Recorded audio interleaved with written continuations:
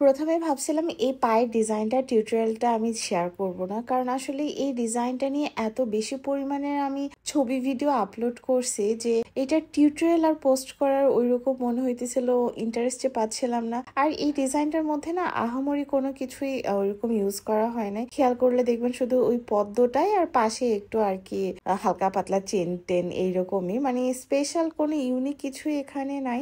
আর এই যে এই পদ্মটা, এটা তো আমি প্রায় কত হাজারবার টিউটোরিয়াল আমি শেয়ার করেছি বিভিন্ন ডিজাইনে, তাই ভাবছিলাম যে এটা শেয়ার করার দরকার নেই। বাট আজকে মনে হইলো যে যেহেতু টিউটোরিয়াল করে ফেলেছি তাহলে একটু ভিডিওটা আপলোড করাই যাক। ডিজাইনটা করার আগে মাথায় তেমন কোনো প্ল্যানই ছিল না কি টাইপের ডিজাইন করব, বাট একটু এটা ভেবে রেখেছিলাম যে যাই করি না কেন একটু নূপুর স্টাইলের করব। পরবর্তীতে মনে হইলো ঠিক আছে পদ্ম ফুলগুলোকে দিয়ে একটা নূপুর অ্যাড করে ফেলি। এই ফ্লাওয়ারটা যখন এরকম ভরাট করা হয় এটার পরে এটা দেখতে এত সুন্দর লাগে, একদম পুরো জীবন্ত জীবন্ত মনে হয়। আর এই সময়টাতে এই জন্যই আমার ছবি বা ভিডিও নিতে বেশি ভালো লাগে।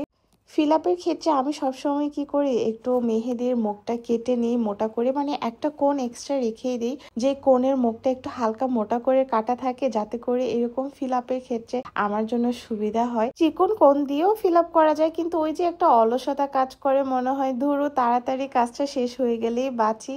ডিজাইনটা যদিও আমি কিছুটা আইডিয়া ইনস্টা থেকেও নিয়েছিলাম, তবে সেখানে পদ্ম ফুলটা ছিল না, অন্য কি জন্য টাইপের একটা ফুল ছিল। তো আমার কাছে যেহেতু পদ্ম ফুলটা বেশি পছন্দের, যার কারণে এটা আমি সিলেক্ট করেছিলাম। শুধু এরকম ফ্লাওয়ার দেওয়ার পর মনে হইতেছিল পাটা একটু বেশি ফাঁকা ফাঁকা লাগছে, যার কারণে এরকম একটু ডট ডট দিয়ে এটা ফিল আপ করে দিয়েছিলাম। ওই টাইমটাতে যদিও মনে হচ্ছিল ছোটবেলাতে না আমার এরকম অভ্যাস ছিল, যখনই আমি কোনো ডিজাইন খুঁজে না পাই তখন না ওই ফাঁকা জায়গাগুলোতে এরকম ডট ডট দিয়ে ফিল আপ করতাম। তো সেই দিনটাতেও ওই রকমই কাজ করি।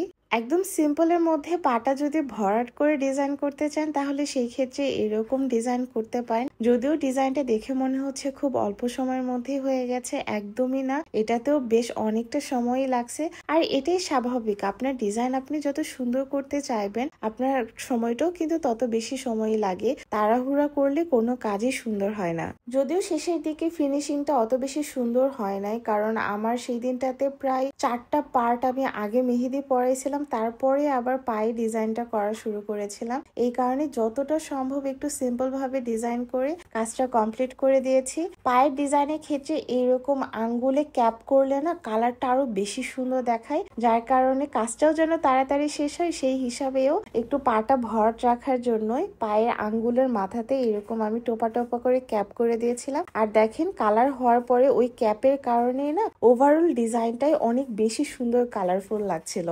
আর আমাদের অর্গানিক মেহেদি নিয়ে তো আর আলাদা করে কালারে কিছু বলার নাই, আপনারা সবাই জানেন আল্লাহর রহমতে আমাদের মেহেদিতে অনেক সুন্দর কালার আসে। তবে অবশ্যই আপনাদেরকে কিছুটা নিয়ম কানুন ফলো করতে হবে। মেহেদি অর্ডার করার সময় আমরা প্রতিটা বক্সের মাঝে ইনস্ট্রাকশন পেপার দিয়ে দিই, সেটা ফলো করলেই দেখবেন ইনশাল্লাহ অনেক সুন্দর কালার পেয়ে যাচ্ছেন।